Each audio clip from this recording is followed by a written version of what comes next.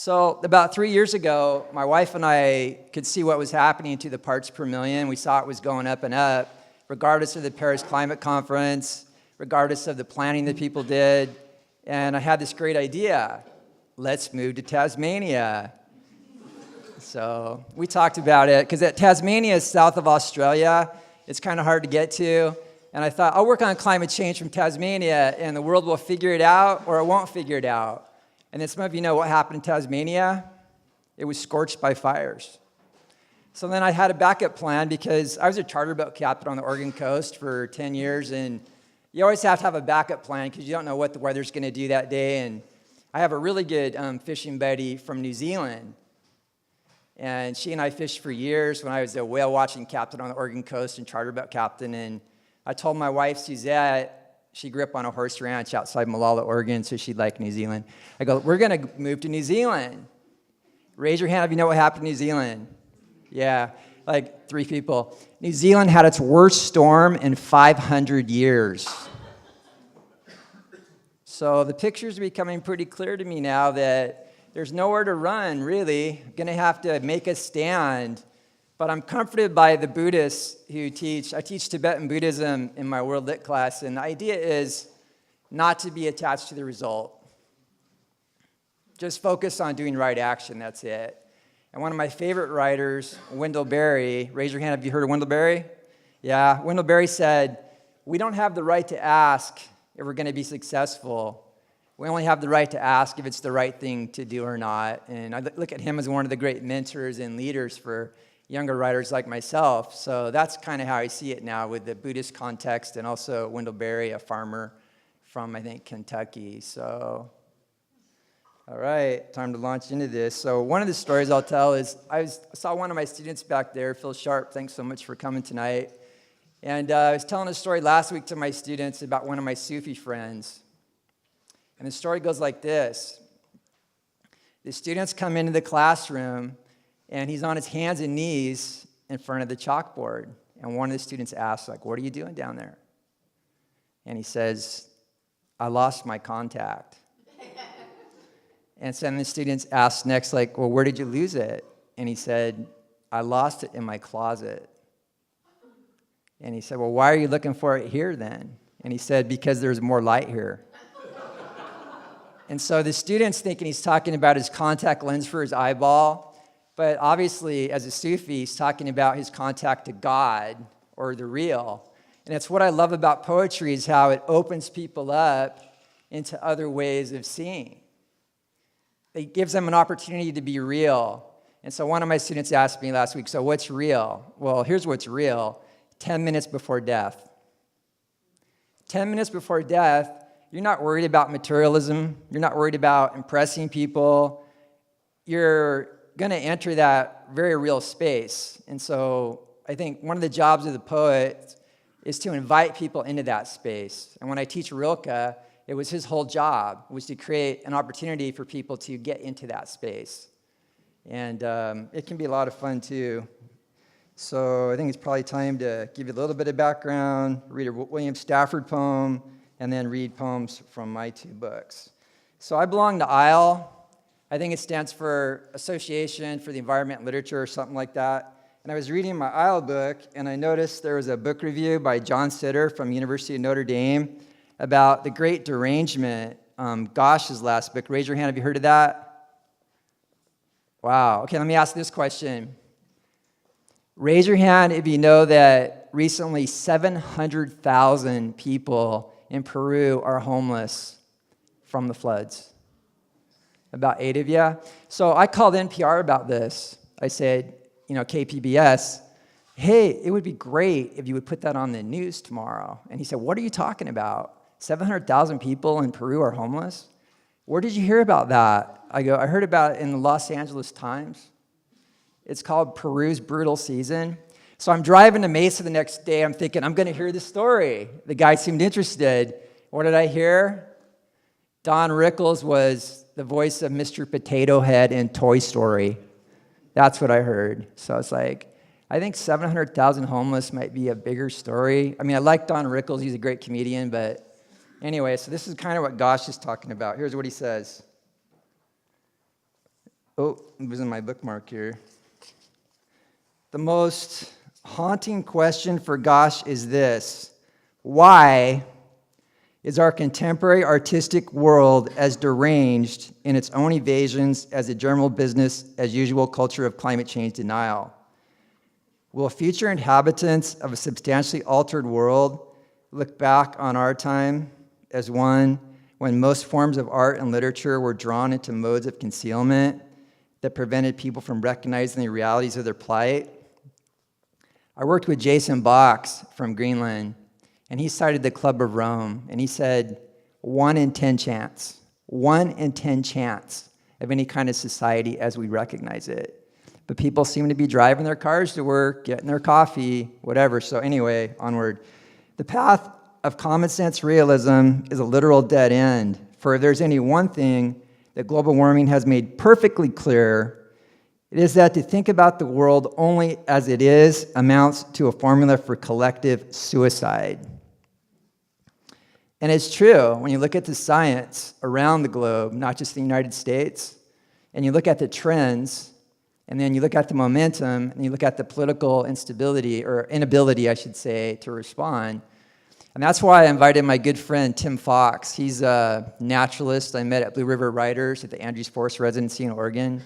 And his whole focus is focus on the possible, not on the probable. And if you go to my blog, which is Trees, Fish, and Dreams, there's a YouTube of Tim Fox's wonderful presentation at Mesa College focusing on the possible, because he knows all the science like I do, but walking on the beach, I was amazed at how he's so happy and how he's so centered and so calm.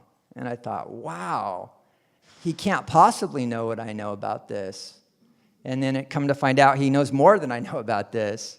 So how can you hold that calm place knowing what's going on? That's why I like his focusing on the possible. So anyway, time to launch into some poems. So one of my mentors in Oregon was William Stafford, and he wrote a poem called Maybe, which I'll start out with. I'd like to start out with a poem from somebody that's not me. Maybe it's a fear. Maybe someone decides.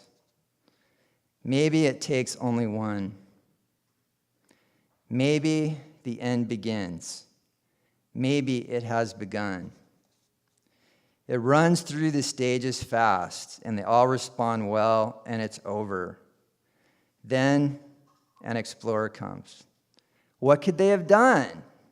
They could have tried harder. They could have become meaner, but maybe nothing. It happened. The explorer turns over a stone. Maybe those who sang were the lucky ones. And I see poetry as a kind of singing. So now we'll go into my poems. The first ones are from my book, on the back table, Hawk on Wire. So since I was talking about the election year, a trout pauses over a nickel, maybe thinking it's food, then darts into darkness, maybe recording face and date in its unconscious mind, its blinking dreams. The way humans hear of melting Arctic, blink and do nothing. In terms of melting Arctic, I saw recently there were 481 glaciers clogging the shipping lanes when there should only be 83. So start connecting the dots here. 700,000 homeless people in Peru, 481 glaciers when there should be 83. Oh, the worst storm in New Zealand in 500 years. You can see how there's a real place for poetry in this discussion. Because I've heard scientists talk about bottlenecking dispassionately, like pass the salt. No offense, Professor Boudreau. But, okay, it's true. Throughout geologic time, we've seen bottlenecking of populations of species where you have a massive reduction fast, huge amount of death. But what if that's your mother? What if it's your son? What if it's your brother? Can you say, oh, bottlenecking happens, whatever? I don't think so. So onward then. So this one kind of transitions off of that. Punch bowl hike meditation. For 30 years, I've talked to myself about climate change, but now most everyone is. When you think that long, you feel for Nina in the flower garden, sparrow on the fence. And onward, wind spirit. So I wrote this poem on the Pleistocene Lake, Summer Lake, and it's this vast, giant, ancient lake that's now like a bird refuge. And I was standing out there just listening to everything, noticing the quail and all the creatures, and I wrote this one, Wind Spirit. Wind Spirit said to the man, I will ask a question, and each day you give the wrong answer, I take a finger. The question is hard, requiring much reflection and self-purification. I don't know how many fingers you will lose. That is up to you. How will you save the community of species on the earth? The question is too hard, protested the man. It has been ordained, said Wind Spirit, and cannot be changed. I will return tomorrow at noon. The man knew Coyote was smart, so he went to ask, but all coyotes were dead.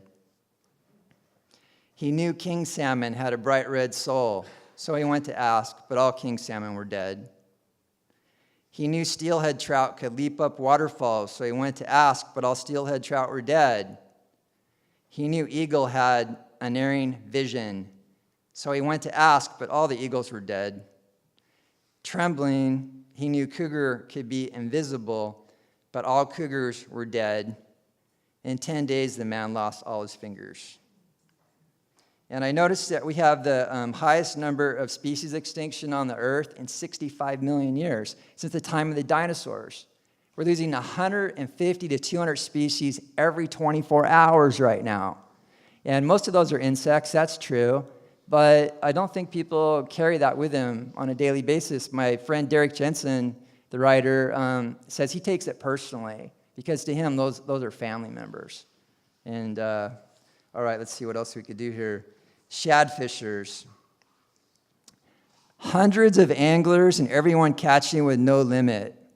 Makes generosity easy as men share lures, methods, stories of wild days before Bonneville blocked salmon. Not a word of what's coming if the poles melt. Forests in the deserts and value of human life going negative.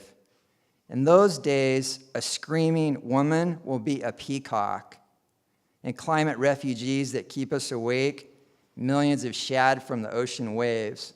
In November 2nd, 2009 article in The Guardian, the lead sentence was, global warming will force up to 150 million climate refugees to move to other countries in the next 40 years.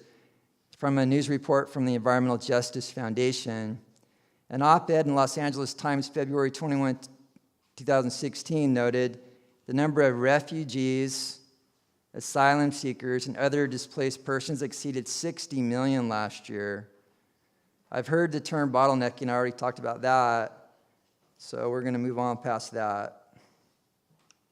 In Bangladesh, they're looking at 18 million people displaced the next 40 years. 18 million people. So what I see happening is this struggle in society to maintain some quality of life, but not ignore your brothers and sisters around the planet as a global citizen. I think it's one of the major functions of the humanities. How do you retain your humanity with 18 million people displaced? And also provide for your own family as well, because ultimately we're all in it together. And one way I say, as I said before, is 10 minutes before death. And the second way is to see yourself as a global citizen. And talking about sin, we'll go to Industrial Oz, which is a play on Wizard of Oz, but industrial, from my late friend Sherry Young, who's an artist in Portland, Oregon. We're driving up the gorge one day, and she goes, that looks like Industrial Oz. So that's how I got my title for my book. Okay, Antarctic dream after watching Chasing Ice. The bumper sticker near the airport asks, are you really awake? As I fly south on Alaska Airlines Flight 529, a kid beside me watches Gilligan's Island reruns. I drift off and the pilot announces, Amundsen sea embankment just melted. So during the trip from Portland to San Diego, the sea will rise 20 feet. I guess that wrecks my surf trip, says Gilligan. I guess that wrecks my oceanfront condo, says Ginger. I guess that wrecks London Tokyo, Mumbai, New York, Bangladesh, and the Netherlands, says the professor. And there's no way the sea's going to rise 20 feet on a flight from Portland to San Diego. I kind of speeded it up for comic effect, but in real terms, James Hansen said sea level may rise 6 feet in the next 80 years.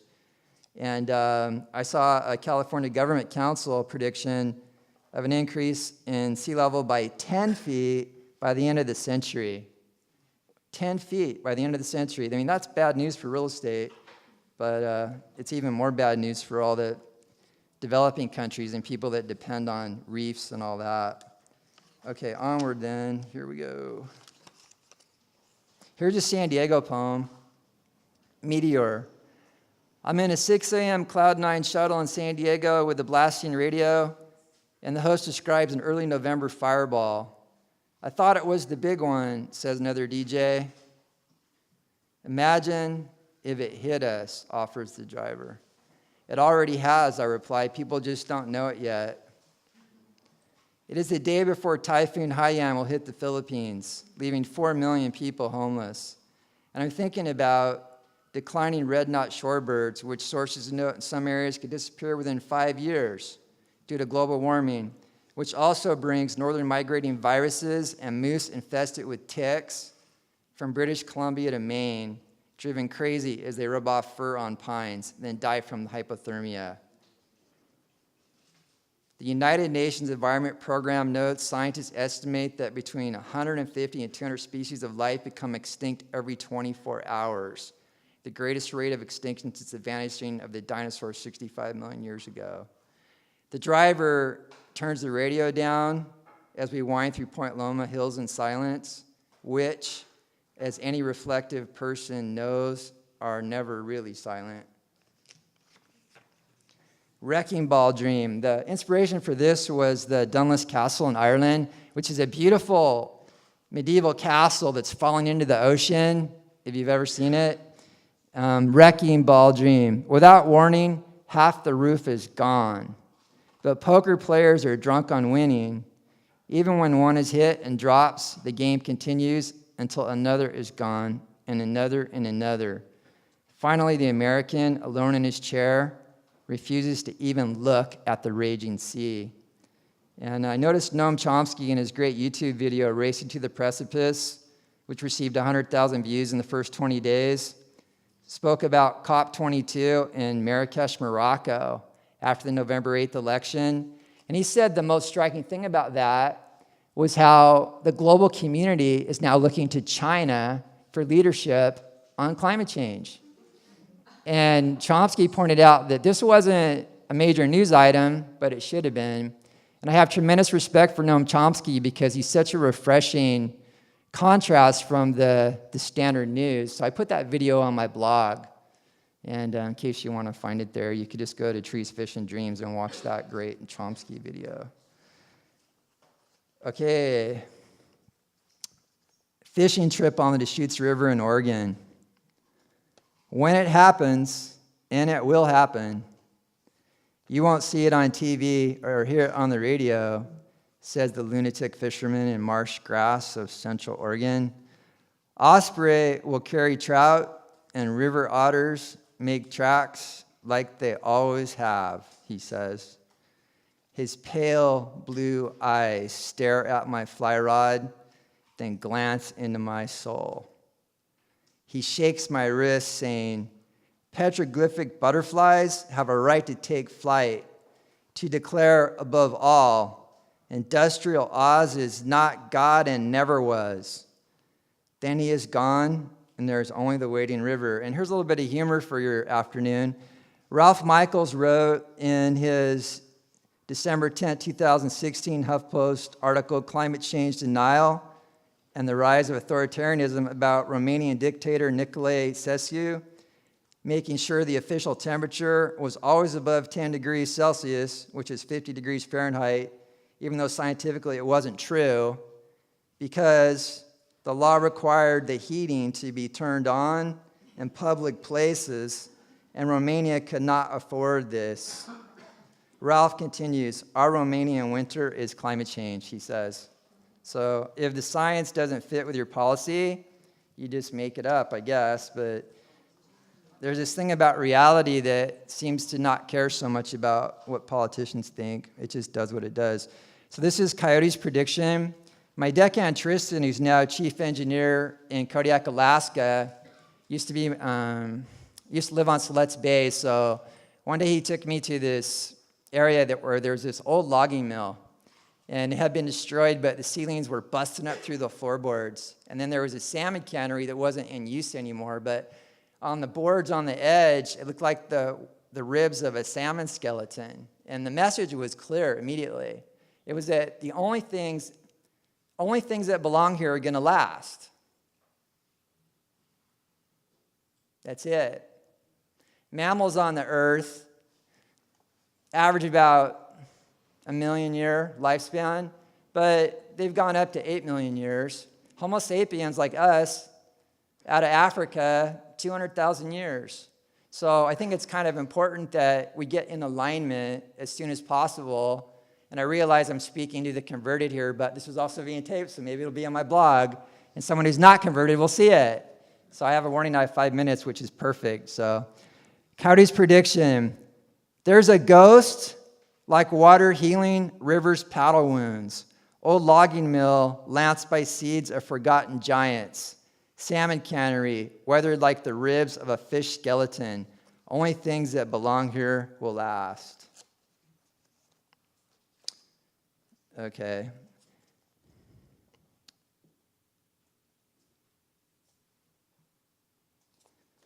In the interest of time, I think I'm going to have to cut a little bit. So I was floating down a river with the son-in-law of my second cousin Gary, who I fished with all my life, and we're kind of at opposite ends of the political spectrum. He's a very conservative Republican. I'm a radical environmentalist. And we're floating down this river fishing for steelhead together, and he's saying, like, I know what you think, but let me tell you my story. And this is the poem of that trip, that raft trip. My friend says 5 ranchers near Klamath Falls shot themselves when the water was cut. Their families were promised water into perpetuity as a condition for settling here in the 1800s. He adds, I know you used to work for Greenpeace, Scott, and think water is for salmon. Tell me more, I offer, imagining myself with a gun. I knew them, he says. They were all good men. He knew these 5 guys that shot themselves. He said they were all good men. Looking at Mr. Steelhead in our raft, I think of 30,000 salmon, mostly Chinook, that died in 2002 from suffocation and disease brought by drought. I think of these 5 men at the end of their lives, one in a room upstairs looking at photos of better days, another scanning his land thinking about children and grandchildren, a third reading Marquez's 100 Years of Solitude. Many years later, as he faced the firing squad, Colonel Arlano Buenda was to remember that distant afternoon when his father took him to discover ice. Floating on summer silence, casting below alders, I say, we have to do better for ranchers and salmon. And think but don't say. It will take uncommon vision, sacrifice, and planning this world has never seen. And then I have a super short one about reality. Facts. The sun does not rise and has never risen. Instead, the earth turns. In the same way, you and I are not the center. Reality is an ox carrying a red-dotted purple balloon in her jaw that says, this place so